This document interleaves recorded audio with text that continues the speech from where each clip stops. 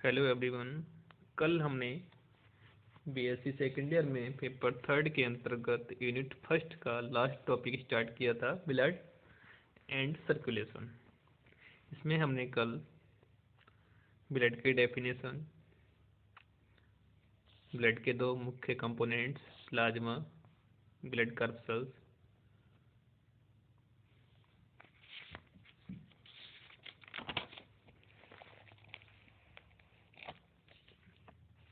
इसमें lymphocytes, leukocytes को two parts में डिवाइड किया गया था, कणिकामय और कणिका रहित। इसमें हमने न्यूट्रोफिल्स तक डिस्कस किया था। आज हम न्यूट्रोफिल से आगे का पार्ट डिस्कस करने जा रहे हैं। अब बात करते हैं कणिका रहित या ए ग्रेनुलोसाइट्स। ए ग्रेनुलोसाइट्स की बात की जाए तो इन सेल्स का साइटोप्लाज्म नॉन ग्रैंडुलर तथा न्यूक्लिएटेड होता है। यह दो प्रकार के होते हैं। Number A lymphocytes, number B monocytes. अगर लिम्फोसाइट्स की बात की जाए तो इनका आकार छोटा तथा इनका केंद्रक बड़ा और राउंडेड होता है। इनमें साइटोप्लाज्म कम मात्रा में पाया जाता है। इनकी संख्या लगभग 2500 mm प्रति घन होती है। इनका मुख्य काम एंटीबॉडीज का निर्माण करना है। इनका जीवन काल कुछ दिन का होता है। इनकी संख्या अधिक बढ़ जाने पर कैंसर भी हो सकता है। अगर हमारी बॉडी में लिम्फोसाइट्स जो सेल्स हैं ब्लड के अंदर, उसकी मात्रा अधिक हो जाए तो कैंसर भी हो सकता है। नेक्स्ट बात करते हैं मोनोसाइट्स की। यह आकार में कुछ बड़ी होती हैं तथा इनका न्यूक्लियस छोटा तथा ओवल होता है। इनकी संख्या 200 से 700 mm प्रति घन होती है। यह बॉडी में आए हुए हानिकारक बैक्टीरिया और रोगाणुओं यानी पैथोजेंस को फीड करती हैं, मतलब खाती हैं, और बॉडी को सुरक्षा प्रदान करती हैं। अब बात करते हैं इसके डायग्राम की, यानी स्ट्रक्चर की। अगर लिम्फोसाइट के स्ट्रक्चर की बात की जाए तो यह कुछ इस टाइप का दिखता है, रेड कलर से आप देख पा रहे हैं। और मोनोसाइट्स ये ब्लू कलर में इस टाइप का होता है। अब बात करते हैं थर्ड टाइप। बात करते हैं ब्लड प्लेटलेट्स या थ्रोम्बोसाइट्स की। थ्रोम्बोसाइट्स या प्लेटलेट्स केवल मैमल्स के ब्लड में ही पाई जाती हैं। मनुष्य के ब्लड में इनकी संख्या 2.5 लाख प्रति mm होती है। यह अति सूक्ष्म यानी बहुत छोटी, नॉन न्यूक्लिएटेड मतलब इसमें न्यूक्लियस प्रेजेंट नहीं होता है, राउंडेड यानी गोल या ओवल यानी अंडाकार या प्लेट के आकार की होती हैं। इनका मेन कार्य आघात वाले भाग से ब्लड की क्लॉटिंग को रोकना होता है, यानी ब्लड को क्लॉट करना होता है। आघात से मतलब ऐसा कोई सा भी पार्ट बॉडी में जहाँ पर कोई कट लग जाए या चोट लग जाए तो उस स्थान पर ये ब्लड क्लॉटिंग का कार्य करती हैं, यानी रक्त का थक्का जमाती हैं। अगर इनकी संख्या कम हो जाएगी तो बॉडी के किसी भी पार्ट से या कहीं कट लगा हुआ है तो वहाँ से ब्लड लगातार बहता रहेगा। इनका जीवन काल 8 से 10 दिन का होता है। मतलब जो प्लेटलेट्स हैं वो केवल 8 से 10 दिन तक जीवित रहती हैं, उसके बाद नेक्स्ट प्लेटलेट्स की फॉर्मेशन हम ब्लड के अंदर होती रहती है। इनकी कमी से डेंगू रोग हो जाता है और आदमी की यानी ह्यूमंस की डेथ हो जाती है।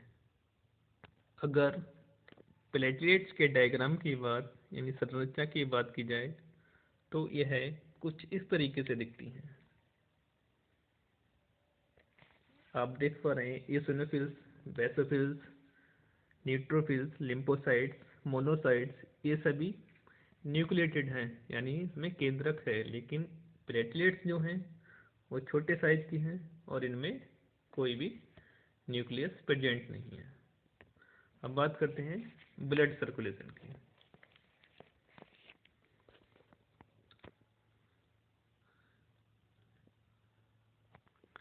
ब्लड ऑक्सीजन तथा कार्बन डाइऑक्साइड के ट्रांसमिशन में हेल्प करता है, साथ ही साथ यह एक्सक्रीटरी प्रोडक्ट को भी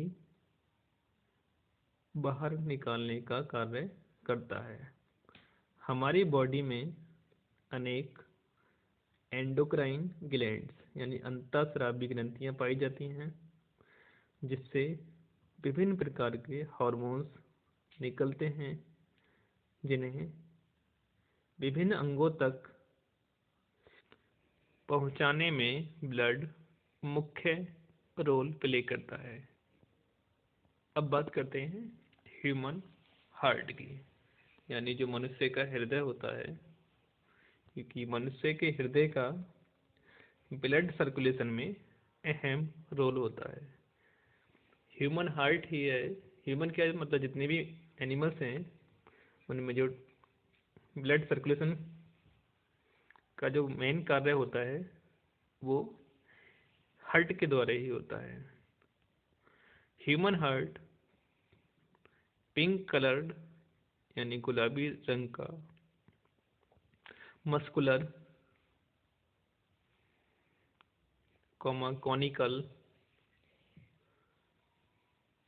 पल्साटाइल यानी स्पंदनशील ऑर्गन होता है, जो थोरैक्स पार्ट के थोरैक्स मतलब जो हमारा नेक से नीचे वाला पार्ट होता है, नेक तथा एब्डोमेन के मिड वाला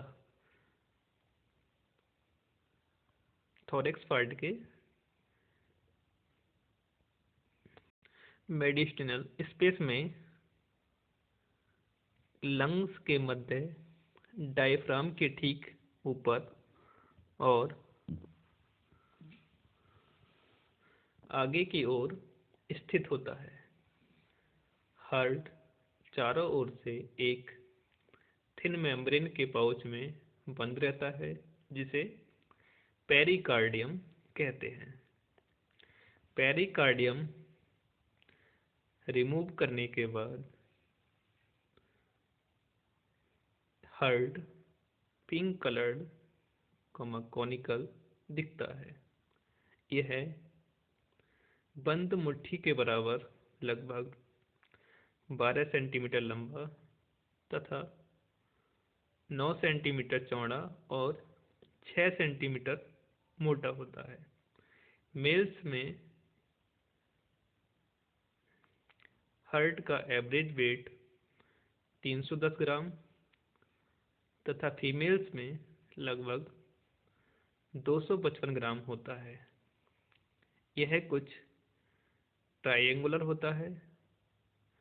इसका अपर पार्ट कुछ चौड़ा तथा इनर पार्ट पॉइंटेड तथा लेफ्ट साइड की ओर झुका रहता है। मैमेलियन हार्ट में, यानी जो मैमल्स के हार्ट है, हृदय है, उसमें 4 चैम्बर होते हैं, जिनमें 2 एट्रियम तथा 2 वेंट्रिकल होते हैं। एट्रियम तथा वेंट्रिकल के मध्य में कॉर्नरी सल्कस पाई जाती है। हार्ट के एट्रियम वाले पार्ट में एक हॉरिजॉन्टल इंटर एट्रियल सल्कस दोनों एट्रियम को अलग करती है। राइट एट्रियम लेफ्ट एट्रियम से बड़ा होता है। एक दूसरी horizontal groove intra ventricular sulcus ventricle वाले भाग को 2 पार्ट्स में बांटती है। यह ग्रूव्स अधिक स्पष्ट होती है तथा मिड लाइन में न होकर इस प्रकार तिरछी होती है कि राइट वेंट्रिकल चौड़ा तथा लेंथ में कुछ छोटा होता है, परंतु लेफ्ट वेंट्रिकल नैरो तथा लंबा होता है। अगर बात की जाए इसके इंटरनल स्ट्रक्चर की, तो हृदय का इंटरनल स्ट्रक्चर की स्टडी करने के लिए हमें हृदय के एलएस यानी लॉन्गिट्यूडनल सेक्शन का यूज किया जाता है। हार्ट की बॉल यानी दीवार कार्डियक मसल्स की होती है, जो स्ट्रिएटेड तथा इनवॉलंटरी होती है, जो बिना रुके बिना थके जीवन भर लगातार कॉन्ट्रैक्शन यानी संकुचन एंड डायलेशन शिथिलन करती है। दोनों एट्रियम एक लॉन्गिट्यूडनल सेप्टम द्वारा अलग रहते हैं। इस सेप्टम को इंटरऑरिकुलर सेप्टम कहते हैं। इस सेप्टम के पोस्टीरियर एंड पर एक फोसा ओवलिस पाया जाता है, जो ओवल गड्ढेनुमा आकृति होती है। राइट एट्रियम में 2 अलग अलग पोर्स द्वारा 2 मोटी मोटी महाशिराएं खुलती हैं। इनमें एंटीरियर वीना कावा का पोर अपर की ओर तथा इंफीरियर वीना कावा का पोर लोअर में होता है। लेफ्ट एट्रियम में लंग से प्योर ब्लड लाने वाली पल्मोनरी वेन खुलती हैं। दोनों एट्रियम अपनी अपनी ओर के वेंट्रिकल में एट्रियो वेंट्रिकुलर एपर्चर द्वारा खुलते हैं। राइट एट्रियो वेंट्रिकुलर एपर्चर पर 3 वाल्व ट्राइकस्पिड वाल्व होता है, जबकि लेफ्ट एट्रियो वेंट्रिकुलर एपर्चर पर 2 वाल्व वाला बाइकस्पिड वाल्व होता है।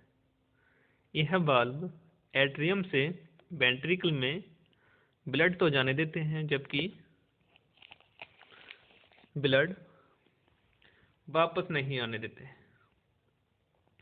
राइट वेंट्रिकल के एंटीरियर एंड के लेफ्ट एंड से पल्मोनरी आर्टरी में बढ़ जाती है। यह ब्रांच लंग्स को इम्प्योर ब्लड पहुंचाती हैं। वहीं वेंट्रिकल के एंटीरियर एंड की राइट एंड से सिस्टेमेटिक आर्च या सिस्टेमेटिक एओर्टा निकलती है जो हार्ट से बाहर निकलते ही वेंट्रल सरफेस की तरफ मुड़ जाती है।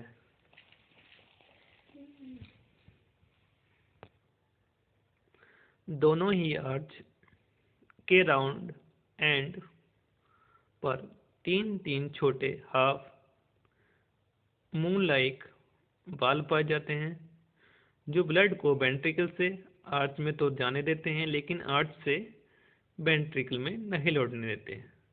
अब बात करें ह्यूमन हृदय की, तो वह कुछ इस प्रकार दिखता है। इसमें आप देख पा रहे हैं ऊपर की तरफ right pulmonary veins, ascending aorta, superior vena cava, pulmonary trunk, left pulmonary vein, left atrium, right atrium, इधर नीचे की तरफ राइट वेंट्रिकल, लेफ्ट वेंट्रिकल। तो ह्यूमन हृदय का जो चित्र होता है वो कुछ इस तरीके से होता है। ऐसा नहीं जो आप लोग बनाते हो पान की तरह, ऐसा नहीं होता है। तो आज के लिए इतना ही।